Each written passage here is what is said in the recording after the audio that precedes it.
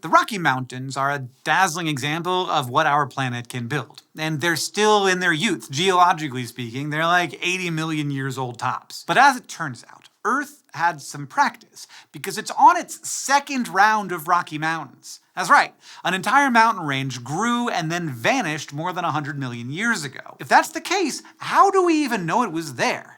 Well, let's take a look at the geologic clues that tell us the tale of what geologists call the ancestral Rocky Mountains.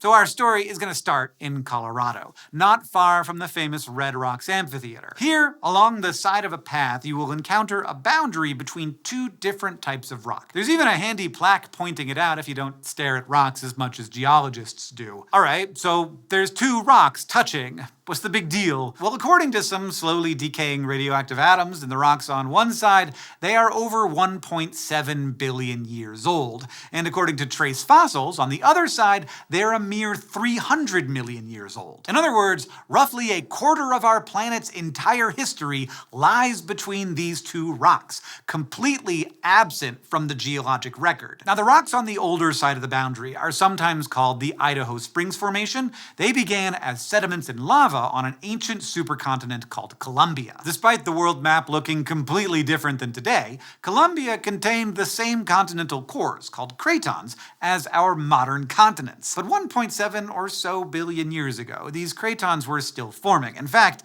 an arc of islands collided with the early core of North America, and that collision smushed a bunch of rocks together in an event called the Colorado orogeny. An orogeny is what geologists call an event that builds mountains. It's basically Greek for mountain creation, so they're not being particularly creative about it. This collision buried the original rocks of the Idaho Springs Formation deep under the crust, where heat and pressure changed them into metamorphic rocks like gneiss and schist. And thanks to some later geologic activity that brought them back to the surface, those are the rocks you can go touch today. We still have not, however, gotten to the ancestral Rockies, so let's move forward in the timeline to that 1.4 billion years of missing rock. Anytime you have a gap like that, this is called an unconformity. These form when one rock erodes down over a long period of time, erasing all of that geologic history, and then another one forms on top of it. But why was there so much erosion here?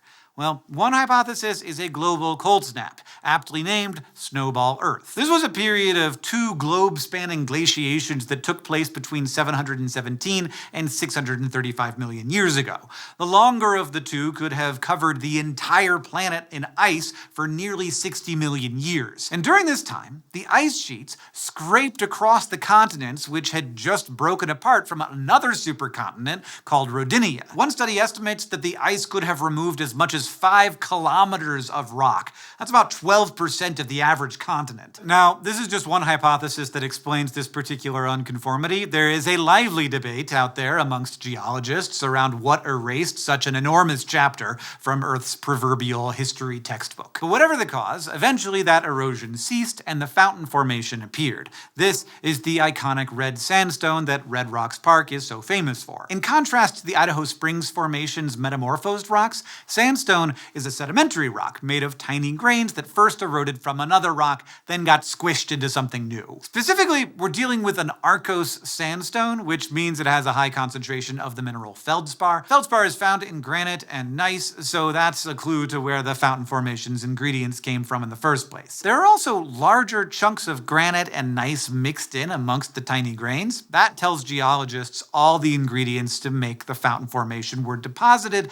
at the end of a fast-flowing river, one that had enough energy to push those larger chunks of rock along. If a mountain range existed in this spot 300 million years ago, that could have supplied both the right rocks, granite and gneiss, as well as the steep landscape for rivers to whisk it away and drop it in a fan of sediment at the mountain's base. But 300 million years is still more than 200 million years before the modern Rocky Mountains started growing.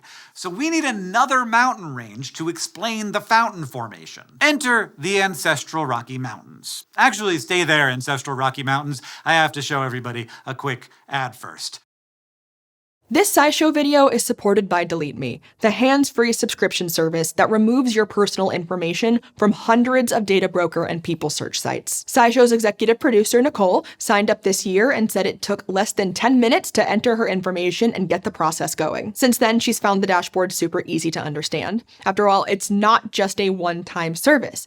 Delete Me continuously removes your data throughout your plan period. And there's real people behind that process. Those privacy advisors are there for you even if you have custom requests. Plus, they don't outsource to third parties, so your data stays safe. To sign up, use the QR code on screen or go to joindeleteme.com/scishow and use promo code SciShow at checkout. You'll get 20% off Delete Me US consumer plans. The ancestral Rockies stood mostly in what is today Colorado and New Mexico. Of course, neither Colorado nor New Mexico existed 323 million years ago when they started to form. This was just as the continents were coming together to make the supercontinent Pangaea. By this point in time, North America's craton was in the middle of the continent, so both the ancestral Rockies and the modern Rockies formed 1,500 kilometers away from the nearest plate boundary, which is admittedly a bit weird. Normally, mountain ranges form at the boundaries between tectonic plates when one plate slips under or collides into another and pushes it up. Geologists don't even know for sure why the modern Rockies formed where they did, which feels like a thing that we should know, but I guess we're still working on it. But most geologists think that the ancestral Rockies formed because of that collision that created Pangaea. Smushing what is now Africa and South America into the southeast of North America certainly built mountains along the borders where they did all of the smushing. But the idea is that ripples also formed far beyond those borders, like folds appearing in the middle of a carpet when you push on its edge. Can you believe plate tectonics sometimes? I'm like, really? That's how this happened? Something similar happened in Asia when India crashed into it. This built the Himalayas right at the collision point, but also deformed the Asian continent 3,000 kilometers further inland. But just like there are multiple ideas for how 1.4 billion years of geologic history were erased between the Idaho Springs and Fountain formations, there are multiple ideas for how the ancestral Rockies formed. Another is that the collisions which formed Pangaea reactivated an old system of faults or fractures between separate blocks of rock called the Wichita Megashear, which in my humble opinion is a very good name for a very hard rock band.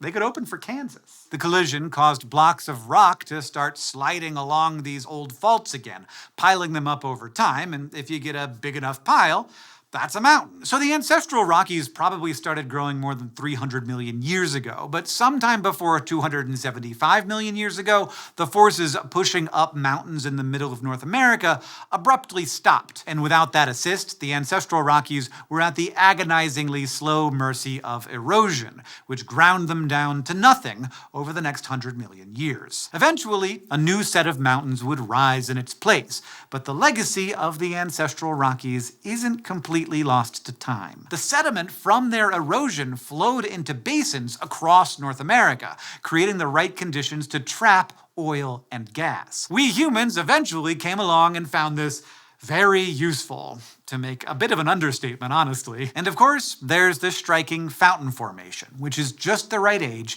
to have been involved in building up the ancestral Rockies. So if you go to Red Rocks Park and touch the famous red rocks, remember, you're actually touching the leftover bits of a long-lost mountain range.